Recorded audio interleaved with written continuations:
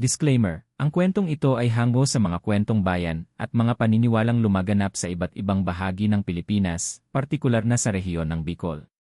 Bagamat ito ay sinasabing base sa totoong karanasan, ang ilang bahagi ay maaaring naidagdag, napalalim, o naiba para sa layuning pampanitikan at dramatiko. Wala itong layuning siraan ang anumang lugar, tao, relihiyon, o paniniwala. Ang kwento ay isinulat para sa layunin ng libangan, pagsasalaysay, at pagbabahagi ng mga alamat at kababalaghan na bahagi ng ating kultura. Maging bukas ang isipan habang binabasa ito. Ang araw ay nagsimula sa isang tila ordinaryong biyahe. Mula sa lungsod ng Maynila, sumakay ako ng bus patungong rehiyon ng Bicol, dala ang layunin na makahanap ng katahimikan at makalayo sa magulong buhay sa syudad. Isang alok mula sa isang malayong kamag-anak ang naging dahilan ng paglalakbay ko. Isang lumang bahay na matagal nang walang nakatira, nasa tabi ng baybay ng isang tahimik na barangay sa Bicol. Doon ka muna, makakabuti sa iyo ang simoy ng dagat, sabi ng tiyahin ko bago ako umalis. Pagdating ko sa terminal ng bayan, sinalubong ako ng init ng araw at halimuyak ng sariwang hangin mula sa dagat. Iba ang amoy dito, hindi usok ng tambutso kundi amoy ng nyog, dagat, at tuyong damo. Kumabog ang dibdib ko sa halo-halong emosyon, kaba, tuwa, at kaunting pagkailang. Nakita ko ang tricycle na maghahatid sa akin sa lugar. Tahimik ang driver. Panay ang tingin sa rearview mirror habang binabaybay ang makipot at masukal na daan papunta sa baybayin. Sa lumang bahay ba ni Lola Pacing? Tanong ng driver habang hindi ako tinitingnan. Opo, doon po. Kamag-anak daw siya ng tiyahin ko, sagot ko. Tahimik siyang tumango. Wala na siyang idinagdag. Sa loob ng 10 minuto, narating namin ang lugar. Sa unang tingin pa lang, dama ko na agad ang bigat ng paligid. Nakatayo ang bahay sa gilid ng bangin, tanaw ang dagat na tila walang katapusan. Kakaiba ang disenyo nito, lumang-luma na, may mga kahoy na naninilaw na sa kalumaan, at mga bintanang may kurtinang puti na pilit ikinukubli ang loob. Matayog ang puno ng balete sa likuran ng bahay, at ang mga uwak na nakadapo roon ay tila nakamasid sa akin. Lumabas ang isang matandang babae mula sa pintuan. Payat, kulubot ang balat, at mapungay ang mga mata. Siya si Lola Pacing. Ikaw ang anak ni Liza. Yung pamangkin ko sa pinsan, tanong niya. Opo, ako po si Marco. Halika, pasok ka. Matagal nang walang nakatira rito. Pagpasok ko sa loob, lalong lumamig ang pakiramdam ko. Mabigat ang hangin, at ang bawat yapak sa sahig ay may tunog na tila bulong. Sa kabila ng lahat, magiliw si Lola Pacing. Pinainom niya ako ng mainit na tsaa at tinapay na may matamis na palaman. Tahimik siya, parang may iniisip palagi. Habang lumilibot ako sa bahay, napansin kong maraming lumang larawan sa dingding, mga itim at puting retrato ng mga taong hindi ko kilala. Lahat sila ay nakatingin diretsyo sa kamera, ngunit parang sinusundan ka ng mga mata nila saan ka man lumakad. May isang retrato na natakpan ng belo. Hindi ko na tinanong pa. Sa unang gabi ko roon, pinakinggan ko ang hampas ng alon sa dalampasigan. Mahirap matulog, hindi dahil sa ingay, kundi dahil sa katahimikan. Minsan ay tila may naririnig akong kaluskos mula sa kisami, o mahihinang yabag sa labas ng bahay. Isinara ko ang mga bintana at kinumutan ang sarili. Kinabukasan, dumaan ako sa tindahan sa kanto para bumili ng kaunting pagkain. Diyan ka ba tumutuloy kay Lola Pacing? Tanong ng tinderang si Aling Luring. Tumango ako.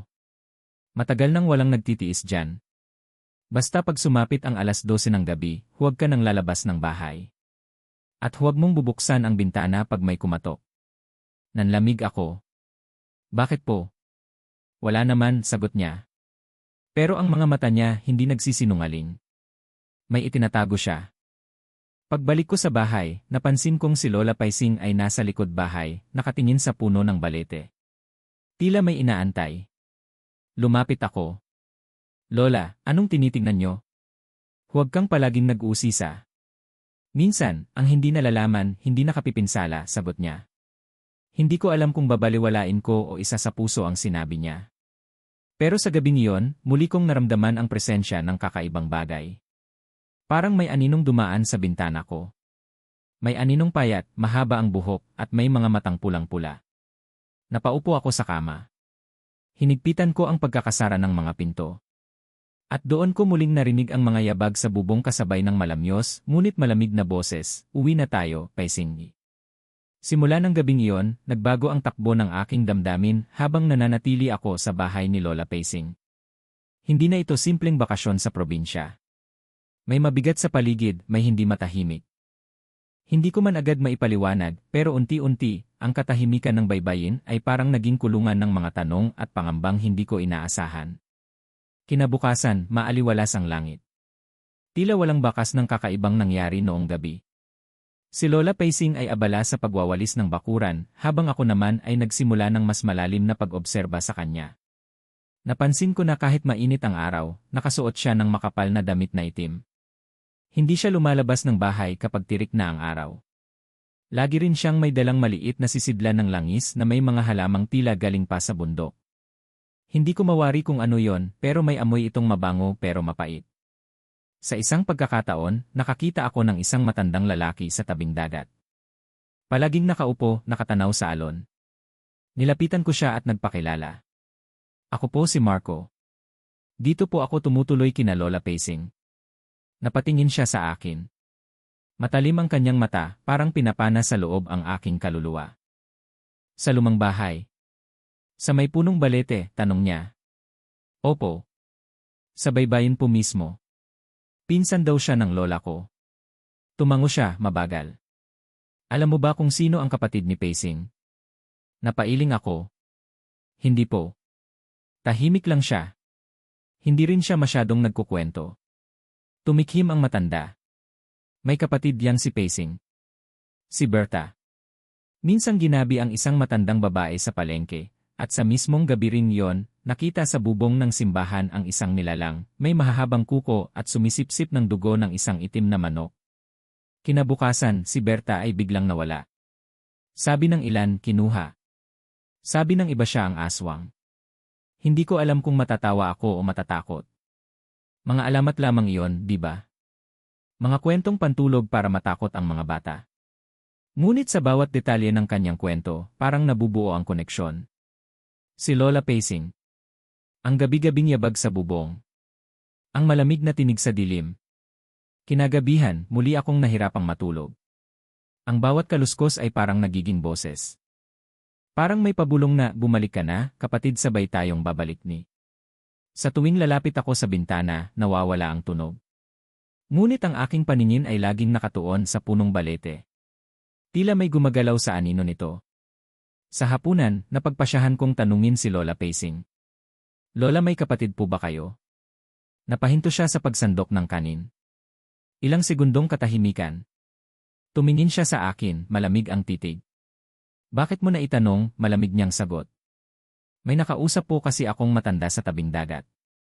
Sabi niya, may kapatid daw kayong si Berta. Napangisi si Lola Pacing, pero ang ngiting iyon ay hindi masaya. May bahid ng kirot. Si Berta ay matagal nang wala. Huwag mo na siyang alalahanin. Pero hindi ko maiwasang mapansin ang pag-ikot ng kanyang mga mata, ang pagkabigla niya kahit pilit niyang itinatago. At ang pagtayo niya agad mula sa hapag, iniwan akong mag-isa sa hapunan. Kinabukasan, may narinig akong kwentuhan sa tindahan. Isang batang babae raw ang nawawala sa kabilang barangay. Nakita raw itong tumatakbo palayo sa bahay, at mula noon ay hindi na muling nagpakita.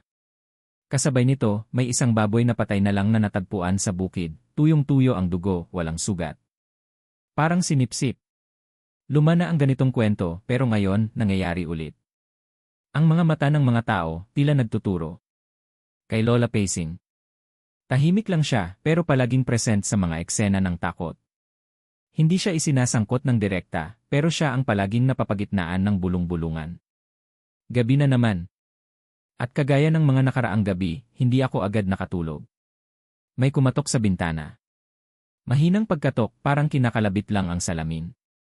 Nang sumilip ako, walang tao. Ngunit ang kurtina, gumalaw. Lumingon ako sa loob ng bahay. Si Lola Pacing ay nakatayo sa madilim na bahagi ng sala.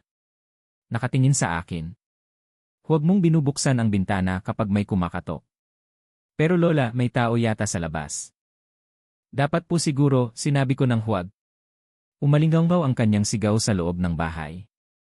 Sa unang pagkakataon, nakita ko ang anyo ni Lola Pacing na hindi ko pa nakita noon, galit, takot, at desperado, parang may pinoprotektahan o pinipigilang lumaya. Hindi ako nakatulog. At habang nakahiga ako, muling lumitaw ang boses sa aking isipan, na tila hindi lang simpleng pantasya. Uwi na tayo, pacing matagal na akong nag-aantay. Ang isip ko ay puno ng tanong.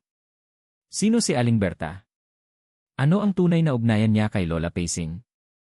Bakit tila may pinipigil si Lola, isang lihim na pilit niyang ibinabaon, ngunit paulit-ulit na sumusulpot sa anyo ng kaluskos, anino, at malamig na boses sa gabi? Hindi ko na matiis ang mga katanungan, kaya kinaumagahan, muli akong bumalik sa tabing dagat upang hanapin ang matandang lalaki na nakausap ko noon. Doon ko siya natagpuan, muling nakatanaw sa alon, tila may inaalalang malayo sa kasalukuyan. Manong, kung hindi po nakakabala. Maaari po ba ninyong ikwento sa akin ang tungkol sa magkapatid na sina Pacing at Berta? Dahan-dahang tumingin siya sa akin.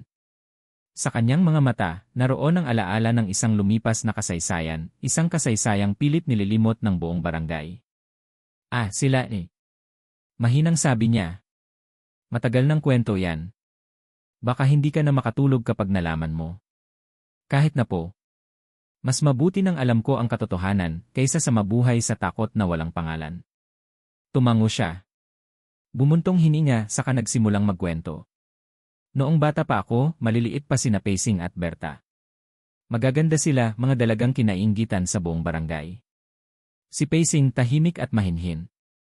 Si Berta, palaban, maganda pero may tapang. Kung si Pacing ang ilaw ng tahanan, si Berta ang apoy. Isang araw, may dumaang mangkukulam sa lugar.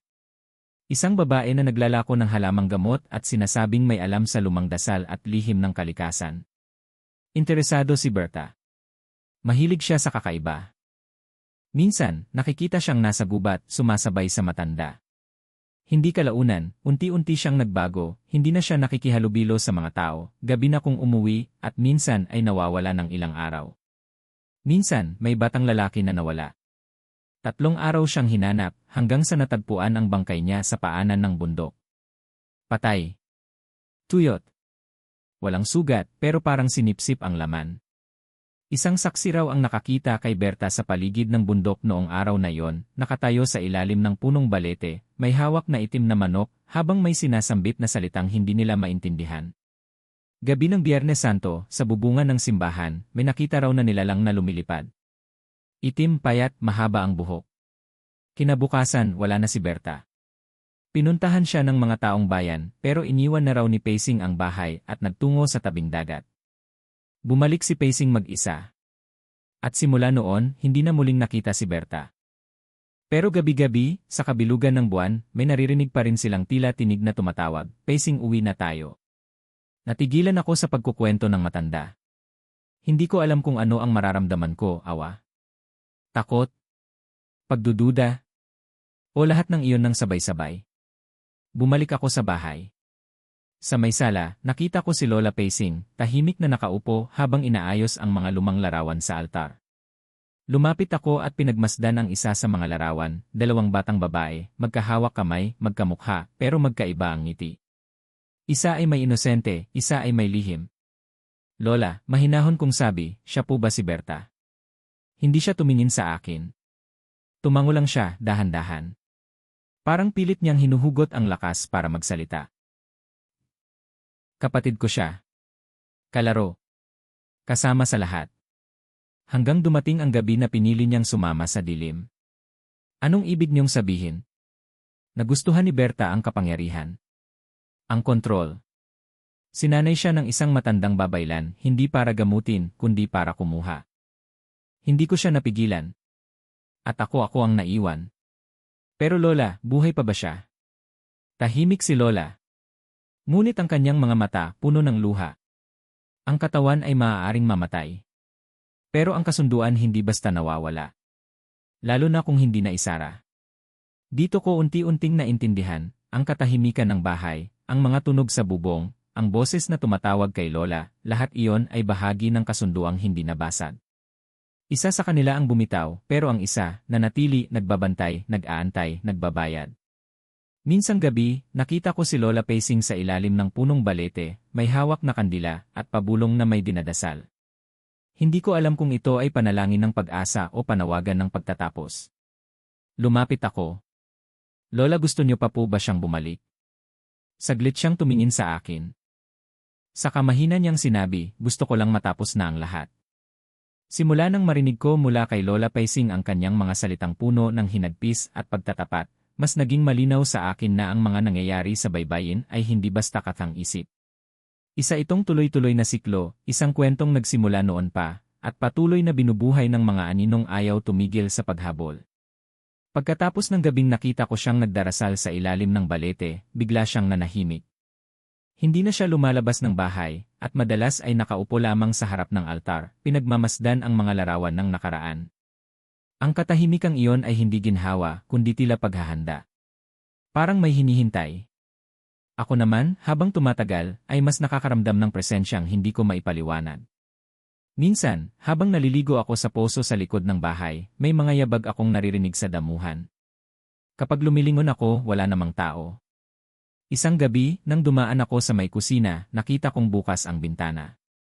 Akala ko'y hangin lang, ngunit sa may labas nito, may bakas ng paa, hindi pa anong tao, mahahaba ang mga daliri at parang may kuko. Kinabukasan, nagpasya akong bumisita sa simbahan sa bayan upang humingi ng payo. Doon ko nakausap si Padre Benito, isang matandang pari na kilala sa kanyang pagiging tahimik ngunit mapagmasid. Padre, sabi ko, kilala niyo po ba si Aling Paising at ang kanyang kapatid?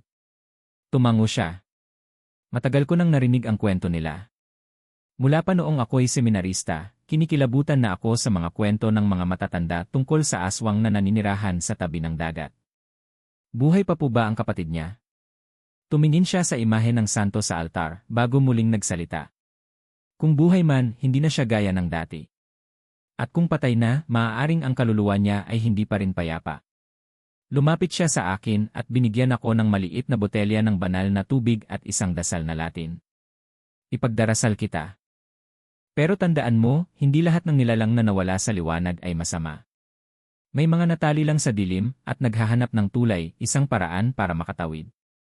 Pagbalik ko sa bahay, mas naramdaman ko pa ang bigat ng paligid. Sa gabi, nagsimula na ang hindi maipaliwanag na mga pangyayari.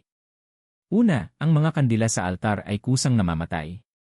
Kahit walang hangin.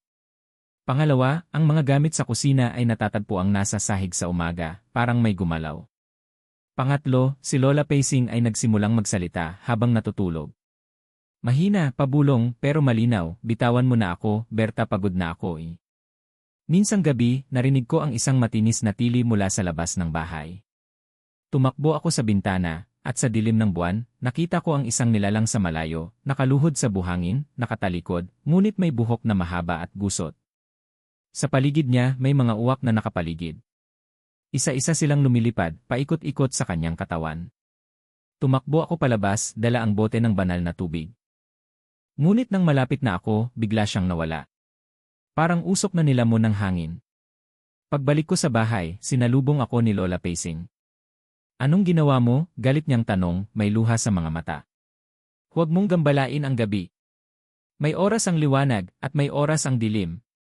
Pero Lola, may nilalang po sa labas. Nandito siya kanina, sa may baybayin. Napaupo siya. Nanginginig. Kapag lumalapit siya, ibig sabihin malapit na. Malapit na ang tuluyan niyang pagbalik. Anong ibig niyong sabihin, Lola? 3 gabi bago ang kabilugan ng buwan darating siya sa pintuan. At kapag nagbukas ako, babalik kami kung saan kami nagsimula. Sa kasunduan.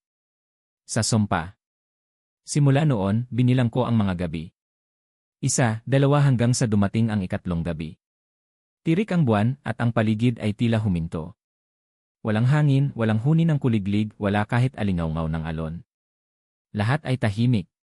Parang may humihina mula sa ilalim ng lupa. 2:00 ng media, narinig ko ang pagkaluskos sa may bubong. Kasunod nito ay ang mahinang pagkaluskos sa may pader. Unti-unti itong bumaba hanggang sa marinig ko ang 3 katok sa pintuan. Tok. Tok. Tok. Pagtingin ko kay Lola Paising, nakatayo na siya, hawak ang isang lumang rosaryo at isang kahoy na krus. Nanginginig ang kanyang kamay. Paising, ako ito, buksan mo na. Tapos na ang lahat, uwi na tayo, ang tinig mula sa labas ay malambing. Puno ng pangungulila. At sa kabila ng takot ko, may bahagi ng puso kong nadadala sa lungkot na yon. Ngunit si Lola Pacing ay nanatiling nakapikit, paulit-ulit na binibigkas ang dasal, Saint Michael Archangel defend nos in proelio e. Nagwala ang hangin. Umugong ang paligid. Tumilapon ang ilang gamit sa altar.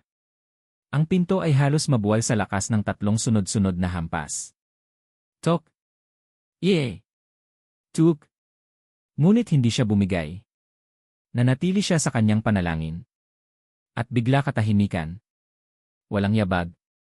Walang tinig. Wala. Bumukas ang ilaw sa altar. Isa-isa, muling nagliyab ang kandila. Hindi na siya makakabalik, bulong ni Lola, halos hindi marinig. Bakit, Lola? Anong ginawa niyo? Pinutol ko na ang kasunduan. Sa sarili kong dasal. Sa huling sakripisyo. Ngunit may kapalit ito, pagkatapos ng gabing iyon, ang gabing may 3 malalakas na katok, ang gabing kinumpronta ni Lola Pacing ang presensya ng kanyang nawawalang kapatid, tila bumalik ang katahimikan sa paligid. Ngunit sa kabila ng katahimikang iyon, may namumuong kaba sa aking dibdib. Para bang ang katahimikan ay hindi tanda ng kaligtasan, kundi paghahanda sa isang mas mabigat na pagsubok. Sa sumunod na araw, hindi bumangon si Lola Pacing mula sa kanyang kwarto. Nakahiga siya sa kama, tila nanghihina at hindi na halos makakilos. Ang kanyang mga mata ay nakapikit, ngunit may bakas ng panibugho sa kanyang mukha, tila may laban siyang tinapos, at ngayon ay bayad na ang lahat. Lumapit ako sa kanya, hawak ang kanyang kamay. Mainit ito at nanginginig. Lola, bulong ko, tapos na po ba? Bumukas ng bahagya ang kanyang mga mata. Hindi pa, mahinang bulong niya. Hindi siya susuko ng ganun lang. Berta, hindi ganun ang pagkatao niya. Kung hindi niya ako makuha, baka ikaw ang susunod. Napaatras ako sa narinig. Ako? May dala siyang put at uhaw. At kapag hindi niya nakuha ang kanyang layunin, hahanap siya ng bago, isang kahalili, isang dugo, isang kapalit. Ilang saglit ang lumipas at biglang bumigat ang hangin sa buong bahay. Ang liwanag sa kisam ay kumikislap. Ang orasan ay huminto sa eksaktong 12:00. Muli na namang bumalik ang kilabot sa paligid. Sa bawat sulok ng bahay, may pakiramdam ng panonood, parang may mga matang hindi nakikita, ngunit ramdam na ramdam. Bigla, isang malamig na ihip ng hangin ang pumasok sa bintana. Nakasara ito, pero para bang may dumaan. Ang mga kurtina ay lumipad, at ang altar ay muling nayanig, ang mga larawan ni na Lola Pacing at Berta ay nahulog sa sahig, sabay na nabasag ang salamin. Sa mismong oras na yon, narinig ko ang mabagal na yabag sa labas. 1, 2, 3, unti-unting lumalapit sa pintuan. Ngunit ngayon, hindi lang sa labas. Ang yabag ay umikot. Sa gilid. Sa likod. Sa bubungan. Parang hindi lang isa ang dumarating. Tumakbo ako sa kwarto ni Lola. Nakaupo siya sa kama, nakatitig sa kawalan. Namumutla. Ngunit muling nagsalita. Handa ka na ba? Sa ano, Lola? Sa pagpili, bumukas ang pintuan ng bahay nang hindi ko ginagalaw. Sa may sala, unti-unting nagpakita ang isang anyo. Isang babae, matangkad, payat, mahaba ang buhok, suot ang lumang duster na tila nababad sa alon. Ang kanyang mukha ay hindi ko agad makita, pero ramdam ko agad ang presensya, madilim, malamig, at puno ng paningisi. Pacing, tinig ng babae, paos, ngunit pamilyar. Nandito ako. Tapos na ang paghihintay. Sumama ka na, Lola. Pacing ay lumuhod. Hindi sa pagsuko, kundi sa isang uri ng pag-ako ng kasalanan. Patawarin mo ako, Berta, hindi mo ako kailangan patawarin. Ikaw ang may utang sa akin. Sinira mo ang pagkatao ko. Ibinenta mo ako sa simbahan. Ipinagkanulo mo ako. Ginawa ko yon para iligtas ka, pero hindi ko alam na masyado na akong huli. Ngayon, may pagkakataon ka na. Isa sa atin ang kailangang sumama. Kung hindi ikaw siya. Nakita kong tumingin si Berta sa akin. Ang kanyang mga mata ay walang puti, pawang itim. At sa titig na yon, naramdaman kong hinuhukay niya ang aking alaala, ang aking pagkatao, tila gusto niyang palitan ito ng kanya. Lumapit siya. Bawat hakbang niya ay parang pinapatay ang liwanag sa paligid. Pumili ka na, Pacing, bulong niya. Ngunit biglang tumayo si Lola. Hinawakan ang krus na ibinigay ng pari, at muling nagsimulang magdasal, In nomen Patris, et Filii, et Spiritus Sancti. Lumakas ang ihip ng hangin. Nagsimulang magliyab ang kandila sa altar. Pumutok ang bumbilya sa kisem. At sa mismong gitna ng dasal, sumigaw si Berta. Hindi mo ako maitataboy. Hindi mo ako maitatanggi. Kapatid mo ako. Ngunit sa halip na huminto, lalo pang nilakasan ni Lola Pacing ang kanyang panalangin. Napaluhod si Berta. Nagsimulang magbago ang kanyang anyo mula sa anyong tao, naging parang usok, mistulang nilalang na wala ng kaluluwa, kundi purong puot. At kung hindi ikaw ang sasama, dadalhin ko ang lahi mo, huling sigaw niya. Ngunit sa huling sandali, si Lola ay tumalikod sa akin, ngumiti, at sinabing, anak, ako na ang babalik sa kanya. Ako na ang sasama. Ako ang dahilan kung bakit siya naligaw. Panahon na para ako ang tumapos. Itinaas niya ang kanyang rosaryo, at muling sinabi ang huling dasal. Panginoon, tanggapin mo ako, tapusin mo na ang sumpa. Biglang lumakas ang liwanag mula sa altar. Isang puting liwanag ang bumalot sa katawan ni Lola. Si Berta ay sumigaw sa huling pagkakataon. At sa isang iglap katahimikan. Wala na si Lola. Wala na rin si Berta. Wala na ang dilim. Kinabukasan, natagpuan ko ang sarili kong mag-isa sa bahay. Walang bakas na may naganap. Parang isang panaginip lang ang lahat. Ngunit sa altar, may isang larawan na natira, si Lola Pacing at si Berta, magkahawak kamay, bata pa, masaya pa. At sa ilalim nito, may papel na may nakasulat, kapag may kadiliman sa pamilya, huwag mo itong talikuran. Harapin mo ito at yakapin ang katotohanan. Dahil minsan, ang pag-ibig ang tanging makapagtatapos sa isang sumpa. Kinabukasan, nagising akong mag-isa.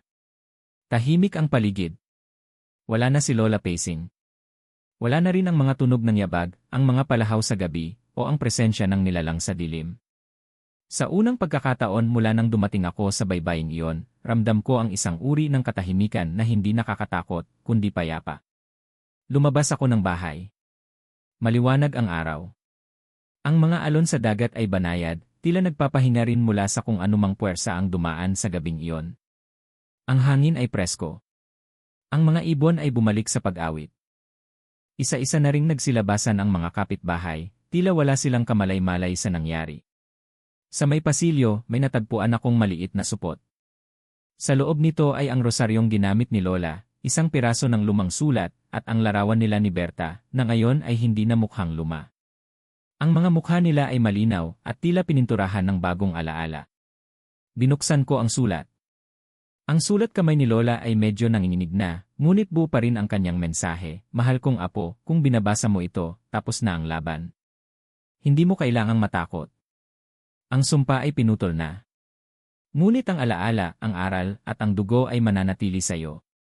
Hindi ko man nasabing madalas, pero salamat. Salamat sa pagpunta rito, sa pakikinig, at sa paniniwala. Ikaw ang naging tulay ko sa kapatawaran. Hindi lahat ng kadiliman ay dapat labanan. Minsan, kailangan lang itong yakapin at hayaang mapayapa. Ingatan mo ang sarili mo. At kung sakaling maramdaman mong may bumubulong sa gabi, huwag kang matakot. Maaaring ako yon, nagbabantay. Lola Pacing. Dinala ko ang sulat at ang rosaryo sa simbahan. Doon, sinalubong ako ni Padre Benito. Natapos na ba? Tanong niya habang pinagmamasdan ang rosaryo. Tumango ako. Sa wakas. Nagdasal kami ng panalangin para sa kaluluwa ni na Pacing at Berta. At habang lumuluhod ako sa harap ng altar, bigla kong naramdaman ang init ng araw na tumama sa aking batok. Ang araw ay tila mas maliwanag, mas mabuhay. Para bang sa unang pagkakataon, ang baybaying ito ay tunay na malaya na. Sa mga sumunod na araw, nagpaalam na ako sa mga kapitbahay. Hindi ko na ikinuwento ang buong detalye, pero sinabi ko na lang na si Aling Pacing ay tahimik ng lumisan, at iyon ay sapat na para sa kanila. May ilan sa mga matatanda ang nagsabing, siguro, nakuha na rin siya ng dagat. Pero ngayon lang kami nakaramdam ng ganitong kalma. Bago ako umalis ng Bicol, muling bumisita ako sa baybayin, sa mismong lugar kung saan una kong nakita ang nilalang na yon, kung saan una kong narinig ang mga tili sa gabi, at kung saan tuluyang naglaho ang anino ng isang kasaysayang matagal nang naitatago. Doon ko binasag ang lumang bote ng banal na tubig sa buhangin. Isa yung simbolo para sa akin, na tapos na ang laban, na wala nang kailangang proteksyon. Pagbalik ko sa Maynila, parang ibang tao na ako. Mas tahimik. Mas mapanuri. Mas konektado sa mga ugat ng aking pinagmulan. Sa gabi, minsan ay naririnig ko pa rin ang hampas ng alon sa aking panaginip. Minsan ay parang may naririnig akong mga bulong ng babae, mahina, malungkot. Pero hindi na ako natatakot. Alam ko na kung sino sila. At alam kong hindi na sila nagdadala ng panganib kundi ng paalala. Na ang mga kwento natin, gaano man kadilim, ay bahagi ng kabuuan natin. At sa tuwing may nagtatanong sa akin tungkol sa mga kwento ng aswang, ng kulam, o ng kababalaghan, lagi kong sinasagot ng hindi lahat ng kwento ay katang-isip. Minsan, totoo ang multo. At minsan, sila ang pinakamatapat na nagmamahal kahit sa kabilang buhay. Pagbalik ko sa Maynila, dala-dala ko ang mabigat na alaala ng Bicol, hindi lang ang kababalaghan, kundi ang katotohanan sa likod nito. Ang kalsada, ang ingay, at ang dami ng tao ay tila hindi na ganoon kaimportante. Parang may naiwan sa akin sa baybayin at parang may dinala rin akong hindi ko pa lubos maintindihan. Panibagong simula unang gabi ko sa apartment, ramdam ko agad ang lungkot. Tahimik sa loob pero hindi tulad ng tahimik sa Bicol, ito ay malamig, walang laman, walang alaala ng nakaraan. Binuksan ko ang mga bintana, pinakawalan ang hangin. Sa unang pagkakataon sa matagal na panahon, wala akong naramdamang takot. Pero habang nililigpit ko ang mga gamit ko, nakita ko ang isang maliit na kahon sa loob ng bag. Hindi ko alam kung paano ito napunta roon. Binuksan ko ito, nandoon pa rin ang larawan ni na Lola Pacing at Berta, ang parehong larawan na naiwan sa altar. Ngunit may bago. Sa likod ng larawan may bagong sulat. Ibang sulat kamay. Hindi ko sigurado kung kailan yon naisulat. Nakasulat doon, hindi pa ito ang huli. May kwento pang kailangang marinig. At ikaw ang huling saksi. Mga panaginip na bumabalik simula nang bumalik ako sa lungsod, naging madalas ang mga panaginip. Lagi akong nasa baybayin, mag-isa. Minsan, naririnig ko si Lola na tinatawag ang pangalan ko. Minsan naman, si Berta, pero hindi bilang halimaw, kundi bilang isang babaeng umiiyak, naghahanap ng kapatawaran. May isang gabi, nagising ako sa gitna ng gabi. Basang-basa ang aking batok, parang may humawak sa akin habang natutulog. Sa salamin, may nakasulat gamit ang hamog, bakit ikaw ang pinili? Pagbabalik sa alon ng buhay pinilit kong ibalik ang normal na pamumuhay. Bumalik ako sa trabaho, nakipagkita sa mga kaibigan. Pero hindi ko na makita ang dating ako. Para bang naiwan ko ang bahagi ng sarili ko sa Bicol. Hindi na ako kagaya ng dati, mas madalas akong tahimik, mapagmasid, at mas malalim ang pagtingin ko sa mga kwento ng ibang tao. Minsan, habang kumakain sa karinderya malapit sa opisina, may narinig akong matatandang babae na nagkukwento tungkol sa aswang. Tumigil ako sa pagkain. Yung pinsan ng kaibigan ko nawalan ng anak. Sabi nila may aswang daw sa Cubao. Kinuha raw ng nilalang. Bigla akong napatingin. Babae. Matanda? Tanong ko. Tumango ang isa sa kanila. Matandang babae. Mahaba raw ang buhok. Lagi raw nakaputi. Minsan daw ay lumilitaw sa ilalim ng post ng ilaw. Parang nanlamig ang likod ko. Hindi tapos ang sumpa. Sa mga susunod na araw, may mga ulat akong naririnig, mga misteryosong pagkawala sa iba't ibang bahagi ng lungsod. Laging gabi. Laging babae ang nawawala. At laging sinasabing nakita ng mga saksi ang isang nilalang, matangkad, mahaba ang buhok, at may matang tila itim na hukay. Nagdududa ako. Posible bang si Berta ay hindi tuluyang naglaho? Posible bang ang puot niya ay hindi lang nakatali sa Bicol, kundi sa dugo mismo ng kanyang pamilya? Pagbisita sa matandang albularyo dinala ako ng panaginip sa isang matandang albularyo sa Antipolo. Isa siya sa mga kinikilala sa mga lumang komunidad bilang tagapagbantay laban sa mga espiritu ng dilim. May dala kang anino, sabi niya agad sa akin nang magkita kami. Anong anino po? Yung hindi na dapat na buhay. Pero sa kagustuhang maunawaan, binigyan mo ng daan. Ipinakita ko sa kanya ang larawan ni na Lola at Berta. Tumingin siya at agad na nagsindi ng insenso. Hindi pa siya tapos. Hindi sa iyo ang sumpa, pero sa dugo mong dumaloy sa kanya, may bisa pa ang koneksyon. Kailangan mo siyang tapusin, hindi sa dasal kundi sa pagsasalaysay. Ang kwento ay sandata na pagtanto ko na ito pala ang dahilan kung bakit ako isinama ni Lola. Hindi lang para maging saksi, kundi maging tagapagsalaysay. Sa bawat kwento na naibabahagi, sa bawat piraso ng katotohanang nailalantad, humihina ang anino ng dilim. Kaya sinimulan kong isulat ang lahat. Ang kwento ni Lola. Ang kwento ni Berta. Ang kwento ng aming dugo. Dahil sa paniniwala ng matanda, ang mga kwentong hindi nasasabi ay nananatiling buhay. Ngunit kapag naikwento na, nabibigyan ng wakas. Pagpapasya ngayon, nasa harap ako ng isang bagong desisyon, ipagpapatuloy ko ba ang pagsasalaysay? O tuluyan ko na bang ibaon sa limot ang lahat ng nangyari? Pero habang isinusulat ko ito, nararamdaman kong may mga matang nakatingin. Hindi na mula sa dilim, kundi mula sa kabilang panig, mga kaluluwang gustong marinig, maintindihan, at patawarin. At naisip ko, marahil ito ang aking misyon. Lumipas ang ilang linggo mula nang simulang isulat ko ang kwento ni na Lola Pacing at Berta. Sa bawat pahina, para bang unti-unting gumagaan ang dibdib ko. Ngunit sa likod ng paglalathala ng mga alaala, may mga palatandaang nagsasabing hindi pa ito ang dulo. Isang gabi, habang inaayos ko ang mga huling pahina ng kwento, bigla na lamang namatay ang ilaw sa buong apartment. Wala namang ulan. Walang abiso ng brownout. Tumigil ang orasan sa dingding sa eksaktong 12:00 ng hating gabi. Sa kalagitnaan ng dilim, narinig kong bumukas ang pintuan. Marahan. Maingat. Walang ingay, pero ramdam ko ang presensya, hindi ng isang magnanakaw, kundi ng isang aninong muling bumalik. Pagharap sa anino nakita ko siya. Sa gilid ng bintana, sa ilalim ng liwanag ng buwan, nakatayo ang isang pamilyar na anyo. Matangkad. Mahaba ang buhok. Puting duster. Pareho sa nakita ko sa Bicol, pero ngayon, hindi na siya halimaw. Si Berta. Hindi na siya ang nilalang na sumisigaw ng galit at paningisi. Hindi na siya naglalakad na may puot. Ang mukha niya ay payapa, ngunit may lungkot. Hindi siya tumitingin sa akin, kundi sa mesa kung saan naroon ang manuskrito ng aking isinusulat. Nilapitan ko siya. Ang hangin sa paligid ay malamig pero hindi nakakakilabot. Para bang ang gabi mismo ay humihinga ng katahimikan. Bakit ka bumalik? Mahinang tanong ko. Hindi siya sumagot agad. Ngunit pagkatapos ng ilang saglit, bumigkas siya ng mga salitang halos pabulong dahil natapos mo ang hindi ko nasimulan. Pagpapaalam ng kaluluwa muling tumingin si Berta sa akin, at ngayon ay malinaw kong nakita ang kanyang mga mata, hindi na itim, hindi na hungkag. May liwanag na, at sa liwanag na yon, nakita ko ang batang Berta masayahin, inosente, mapagmahal. Hindi ako isinumpa para maging halimaw, anya. Pero ginawang halimaw ng galit. Ginawang halimaw ng paningisi.